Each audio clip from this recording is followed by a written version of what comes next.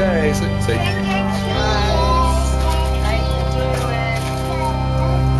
Felicidades, Carolina. Felicidades.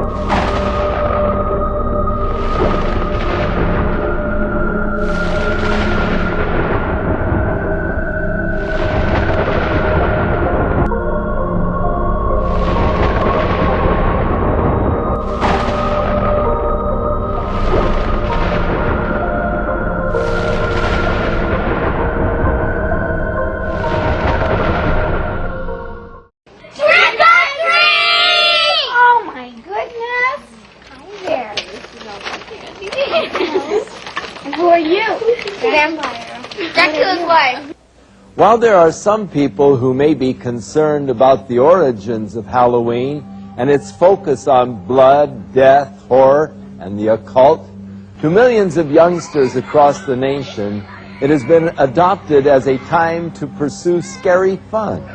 It is an opportunity to dress up in ghoulish or fanciful costumes, to engage in the fantasy of being a witch or a vampire, ghost, or devil. Eager trick-or-treaters solicit candy door-to-door or bob for apples at Halloween parties.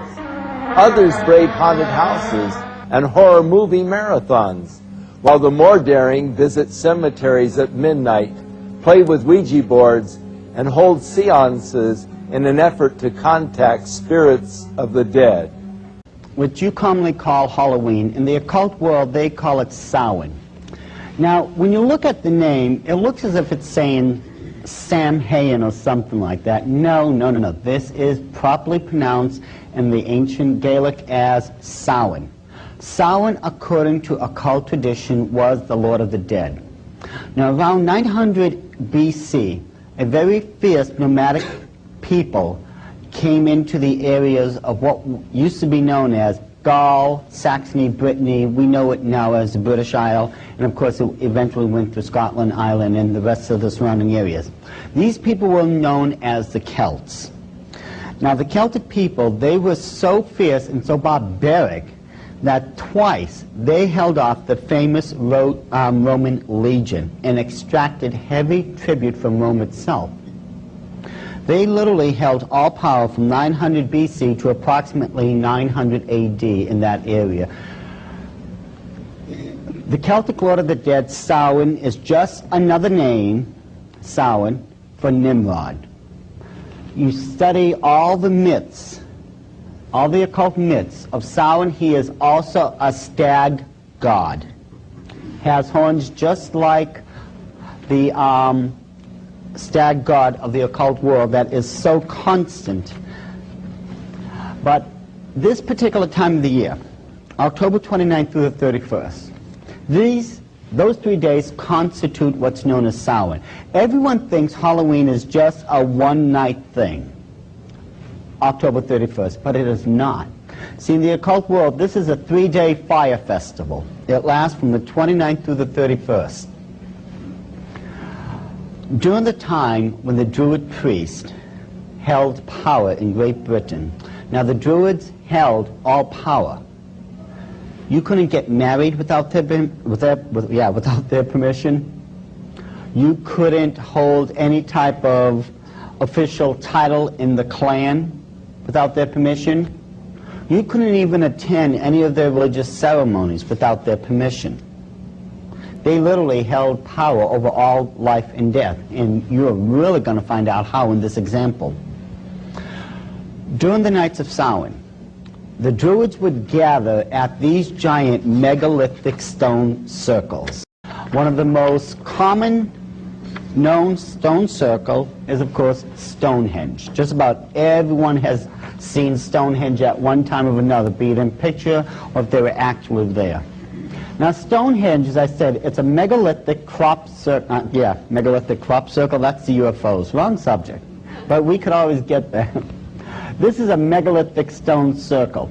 It served three specific functions. First of all, it was a temple complex.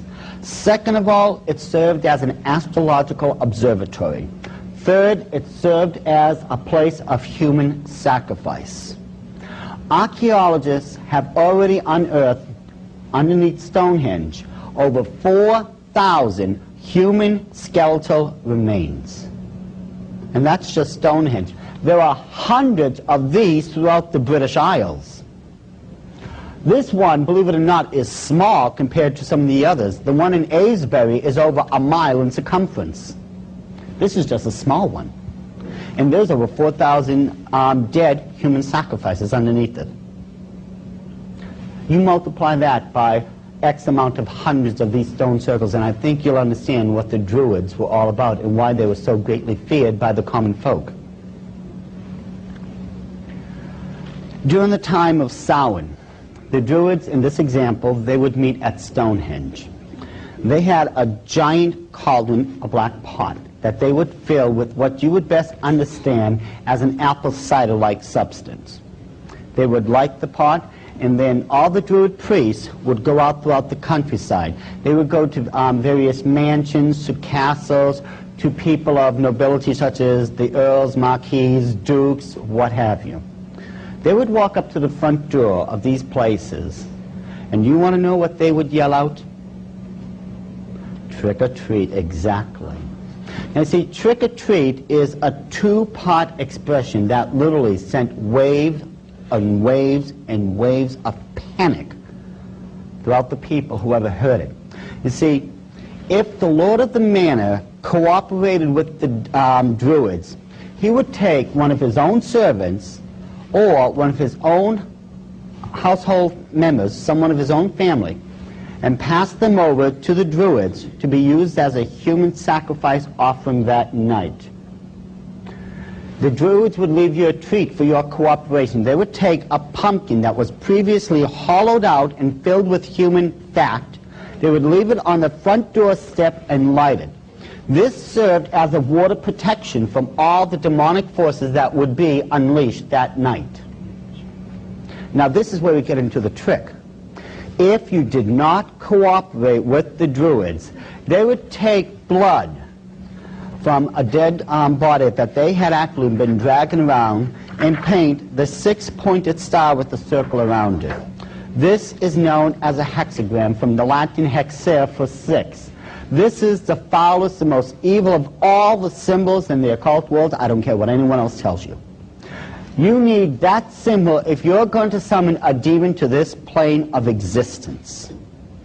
The Druids would paint that in human blood on the people's front door.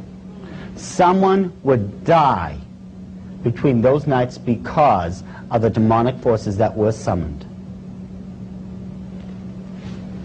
4 or 5 hours later, the Druids would all return, in this example, as I stated, back to Stonehenge. Once they got back to Stonehenge, they would take these people and put them in these cages.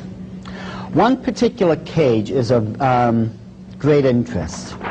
They would take those wicker reeds. Remember how we had talked about those before, how the Easter egg landed in wicker? And it's a very, very durable material.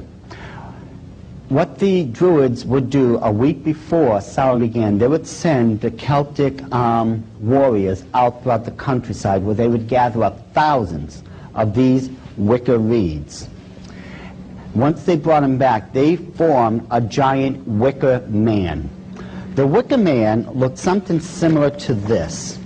It stood approximately 25 to 30 feet in height, and was just intercrossing wicker reed to where it formed the effigy of a human man. This would usually be 2 to 3 levels in height and have cages running throughout it. The Druids, once they brought back all the human sacrifice offerings from trick-or-treating, they would throw them into those cages and tie them. Now, if by some chance they ran out of space in the wicker man, they had these regular square cages made out of wicker that they had set aside just in case. Now, this is where the Druids now would have their version of fun. They would take approximately 12 prisoners, 12 people now who were going to be used as human sacrifice offerings, and line them up in a single row in front of that cauldron. They would take an apple, throw it into the cauldron, and say, if you can take that in between your teeth on the first try, you will be set free immediately. Who would do that? Raise your hand. Who would try to grab that apple in between their teeth so that they could be set free? Who would do it? Raise your hand, please. There's only one problem, though. That cauldron has been boiling away for 4 to 5 hours now. The boiling temperature of liquid is 212 degrees Fahrenheit. Now, who would do it? No volunteers? You? You know, you'd be the only one then who would have a chance of living. You see, if you didn't try for it, you were going to end up as a human sacrifice offering anyways. This was your only way out. Every single person there did take the chance, except with dire consequences, let's face it. After they plunged their heads into that boiling liquid, their faces, their neck, and I don't even know how much of their chest and back literally was just melting to where they would be permanently disfigured and unrecognizable. Many of them went blind because of the 212-degree liquid that was burning their eye sockets away. Many end up as partially or permanently deaf because of the damage that was done to their ear canal and the damage that was done to their speech and to their respiratory system because all that liquid was funneling down their throats while they were trying to grab that apple. And yes, this is where you got that cute little game, bobbing for apples. Now, if you did grab that apple on the first try in between your teeth, they held to their promise. They let you go. Some life afterwards. But if you didn't do it, they would throw you on the ground and behead you right there on the spot.